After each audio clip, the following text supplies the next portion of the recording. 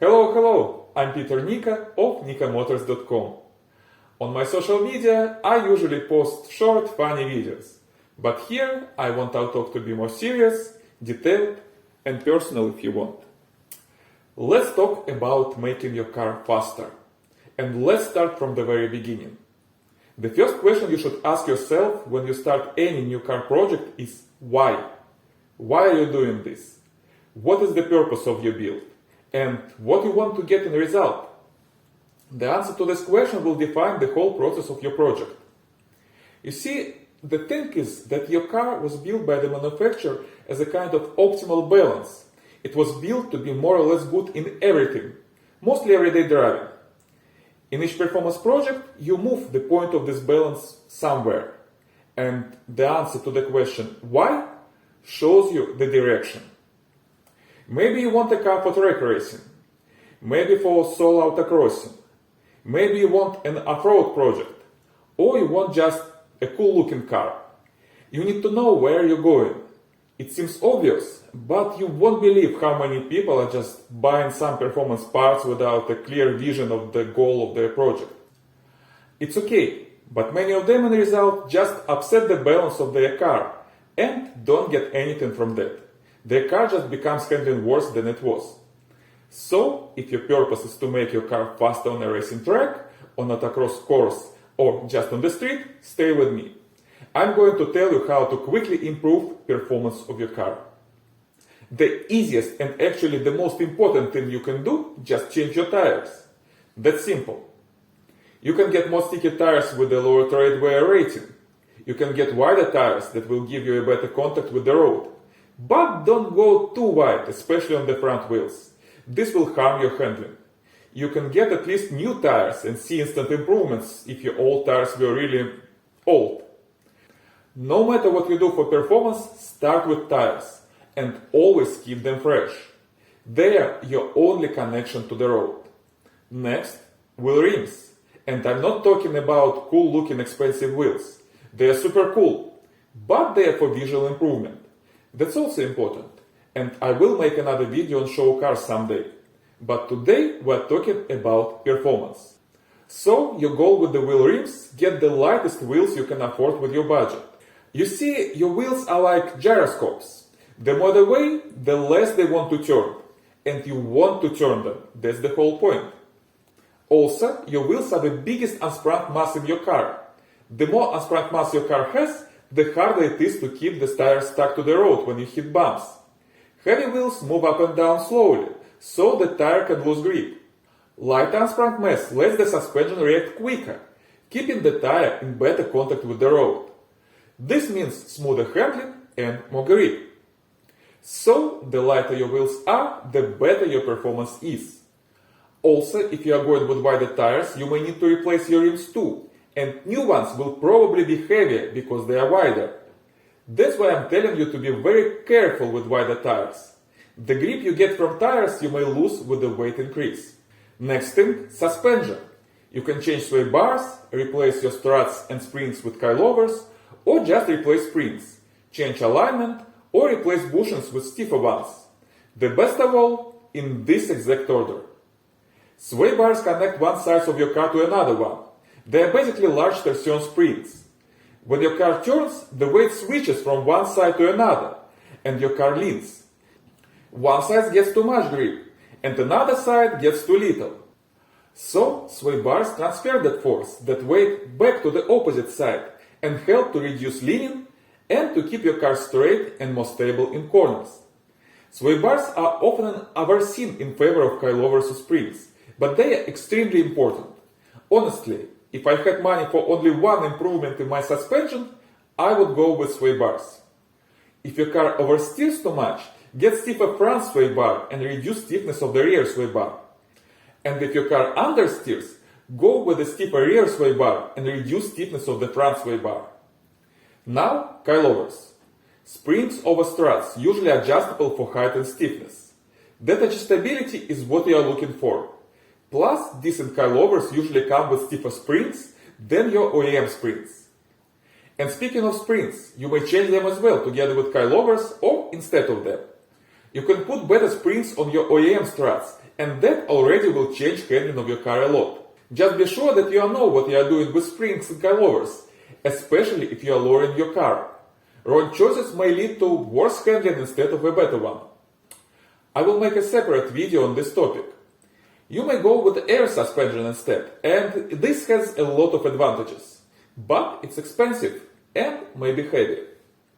Next, alignment, position of your wheels relatively to car body and suspension. That's a huge topic, and I'm going to make another video about it. And one more thing you can do, change your bushings and mounts to stiffer ones. But you should do it together with other suspension improvements, and not instead of them. Okay, by now you should already have a very decent and great handling car. Next step, reduce the weight of your car. Get rid of everything you don't need. If you are building a serious track car, you may want to remove everything inside, including sound insulation. But if you are really building a serious race monster, you already know about it. Well, it's obvious. Less weight means less losses of power and more speed. One controversial thing, in a rear-wheel drive car, you may want to keep some weight on the rear axle. You may even add some weight there to load the rear wheels and improve their grip. This depends on your driving style. But for me personally, increasing the weight at the rear always slightly improved my results on rear-wheel drive cars. Next step, let your car breathe better. Cold air intake and better exhaust. And for best results, better fuel injectors and fuel pump. Your engine is essentially a large pump that pumps air in and out. Simply said, more air processed, more powerful and fast combustions you have. And more power. But don't expect too much. We made calculations of air density and air flows. A cold air intake will probably get you only 3 to 5% increase in power, maximum 8. Wide exhaust will give you another 3 or 5%. Is it much or no? Well, for a street car, it's not that much. You probably will not really feel additional 5 or 10 horsepower, especially because the real gains are showing themselves at high RPMs, and you don't get there often on the street. But on a racetrack, plus 10% may be a huge difference, a matter of win or lose. So for a track car, it may be very important and will prepare you for the next step. Plus, this will improve the sound of your car and your internal feeling about it. Next step, improving your engine. This may be very expensive, and you need to really understand what you are doing to get the results you expect. The easiest thing you can do is tuning your ECU, engine control unit. And the advanced step, which may be really necessary for serious applications, replacing your standard ECU with an aftermarket one. That will give you all access to all functions, data and adjustments of your engine, but that also requires knowledge. Then first induction, an aftermarket turbocharger or supercharger if your car doesn't have them from the factory. This is a serious step that will require a lot of preparations and adjustments, and money after all. But if it's done right, it will give you a lot of power. The question is, do you really need that power this way? I have a controversial opinion on this topic, and I'm going to make a separate video about this.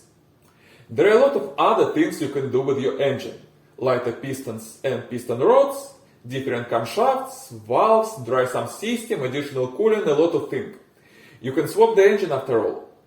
The main thing is everything you do should comply with your purpose. The same question, why, again. And of course you should know what you are doing or delegate the works to someone who has relevant expertise. The cost of mistake at this stage is very, very high. I mean literally, a blown engine can cost you a lot of money. Next, check your brakes. You may not need new brakes. Your OEM brakes are more than enough in 99% of cases if they work properly. The grip of your brake pads is much better than the grip of your tires. So your tires will most likely lose their connection to the road long before you use maximal power of your brakes. Just make sure that all parts of your brake system are in good condition, and don't forget to bleed your brakes once per year. When you did it last time? Or more often, if you use them on a track a lot. And if you really want to upgrade your brakes, go with better brake pads and reinforced brake lines. Just make sure that the temperature rating of brake pads corresponds to your driving style. Some brake pads work well only when they are hot, so they will be bad for street driving. And only if you are building a serious track car, you should upgrade your brakes for more heat-resistant ones to avoid their overheating on the track. And the last thing you can do is aero. Wings, skirts, splitters, diffusers and so on. If you need it. The purpose question once again. You really need downforce only in fast corners at high speeds. Believe me or not, but your speeds on streets or autocross courses is not enough for aero body elements to actually make any real difference for the handling of your car. Well, wings and skirts look cool, so go on with them if you want, but think of them like just visual improvements in majority of cases. On a racetrack, that's a completely different story. You need downforce, and aero elements give it to you. But there, you're usually limited by class rules and restrictions. So just make sure that you comply with the requirements of your racing category. So here is your ultimate plan of what to do if you want your car to be faster on the track or on the street. You may follow it or choose your own way, whatever you like.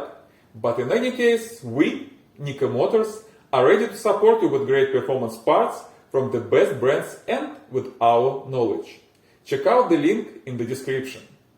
You know, guys, honestly, there are a lot of good companies around selling performance parts. So why should you buy from us and not someone else? Well, first of all, we do care about your project and we are ready to support you with all our knowledge and expertise. We go deeper and more personal than anybody else. We're your friends. I'm your friend. I'm 26 years in car repair and performance improvements, and I'm 20 years in e-commerce. So I know how to make you and your car happy. And we have a really great experienced team. So contact me and I'll tell you what you need for your project and what you really don't need. No bullshit, only good advice. Thank you so much for watching this video. I'm Nikko of NikkoMotors.com. Subscribe to my channels and have a great day.